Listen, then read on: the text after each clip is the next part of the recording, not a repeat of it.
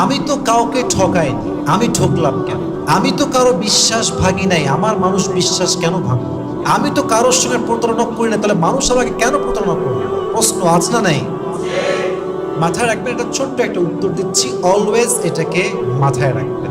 যদি আপনি কাউকে না ঠকিয়ে নিজে ঠকে যান, যদি আপনি আপনার পুরো এন্টায়ার লাইফে কাউকে কষ্ট দেন নাই, কারো আঘাত করেন নাই, কারোর সঙ্গে আপনি প্রতারণার ফাঁদ কখনো পাতেন নাই, তবুও আপনি বারবার বিশ্বাসঘাতকতার শিকার হয়েছেন, বারবার মানুষ আপনার সঙ্গে বেইমানি করেছে, মাথায় রাখবেন এটা হচ্ছে আল্লাহ তাআলার পক্ষ থেকে একটা পরীক্ষা, একটা এক্সাম।